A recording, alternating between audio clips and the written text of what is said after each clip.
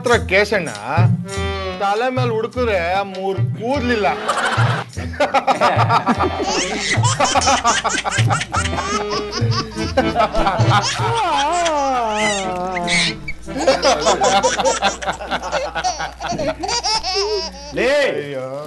ಲೇ ಮಕ್ಕಳ್ರ ತಲೆ ಮೇಲೆ ಕಿರೀಟ ಕಬರಿ ಇಲ್ದ ಕೂತಿರಲ್ಲಿ ಯಾವಂದ್ರಿ ಅದು ಏನ್ರಲ್ಲಿ ವಿಧಾನಸೌಧದಾಗ ಇದ್ದಂಗ ನಿಂದ ಕಿರೀಟ ಅಲ್ಲಿ ಸರ ನಂದು ನನ್ನ ಬಲ್ಲಿ ಐತ್ರಿ ಕಾಣವಲ್ರಿ ಕಬರಿ ಇಲ್ದ ಓಡಾಡ್ರಿ ನಂದು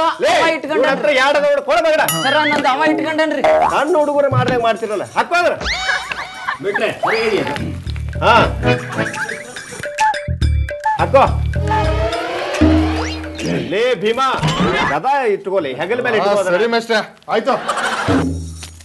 ಏನ್ರಲ್ಲಿ ಆ ವಿಧಾನಸೌಧ ಗದ್ಲಾ ಮಾಡ್ದಂಗ ಮಾಡ್ತಿರಲ್ಲ ಮಕ್ಕಳ್ರ ಅವ್ರಿಗಂತೂ ಬುದ್ಧಿಲ್ಲ 12 ತಾಸು ಕಚ್ಚಾಡ್ತಾರ ನಿಮಗರ ಬುದ್ಧಿಲ್ಲ ಅವ್ರಂಗ ಮಾಡ್ತಿರಲ್ರಿ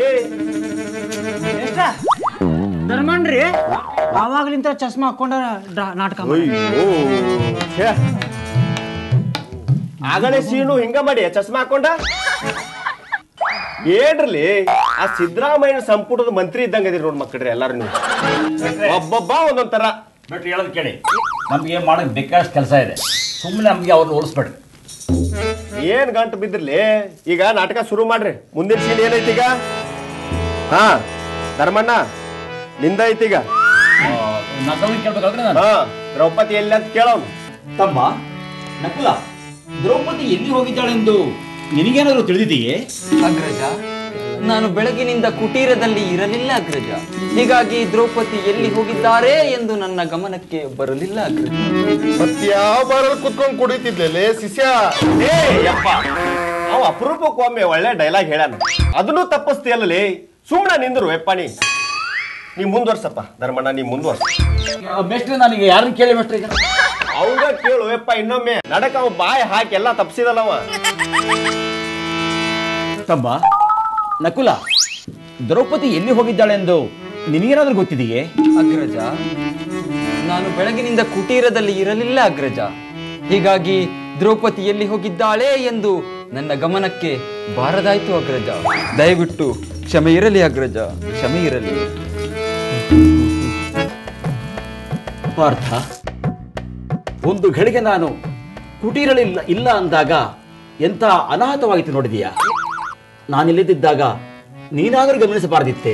ಚಿಂತಿಸಬೇಡಿ ಅಗ್ರಜ, ಬಹುಶಃ ದ್ರೌಪದಿ ಎಲ್ಲಾದ್ರೂ ವಿಹಾರಕ್ಕೆ ಅಂತ ಹೋಗಿರಬಹುದು. ಸಹದೇವನನ್ನ ಕೇಳುತ್ತೇನೆ. ತಮ್ಮ ಸಹದೇವ, ನೀನಾದರೂ ದ್ರೌಪದಿಯನ್ನು ನೋಡಿದೆಯಾ?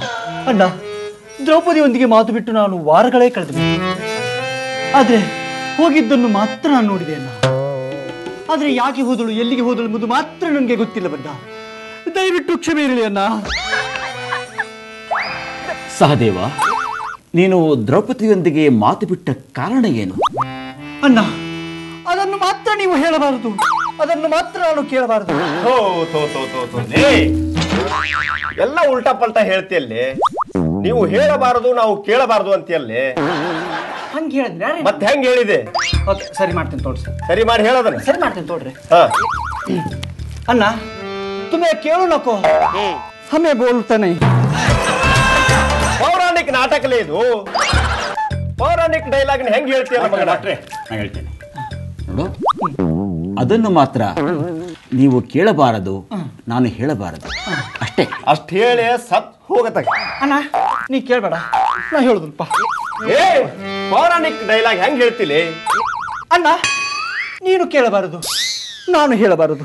ನೀವ್ ಹೇಳಬಾರದು, ನಾವು ಕೇಳಬಾರದು. ನೀವ್ ಹೇಳಬಾರದು, ನಾವು ಕೇಳಬಾರದು. ಮೇಷ್ಟ್ರೆ, ಎಷ್ಟೊತ್ತು ಅಂತ ದ್ರೌಪದಿ ಎಲ್ಲಿ ಎಲ್ಲಿ ಅನ್ನೋ ಸೀನೆ ಆಗೋಯ್ತು. ದ್ರೌಪದಿ ಯಾವಾಗ ಬರ್ತಾರೆ ಮೇಷ್ಟ್ರೆ? ಹೌದು ಮೇಷ್ಟ್ರೆ, ನಾವೇ ಎಷ್ಟೊತ್ತು ಅಂತ ಆಡೋಣ. ದ್ರೌಪದಿ ಬೇಗ ಕರ್ಸಿ ಮೇಷ್ಟ್ರೆ. ಡಾಕ್ಟ್ರೆ, ದ್ರೌಪದಿ ಯಾರು? ನೀ ಯಾಕೆ ಹಂಗ ಅಡ್ಕಾಡ್ಕೊಂತ ನಿಂತಿ?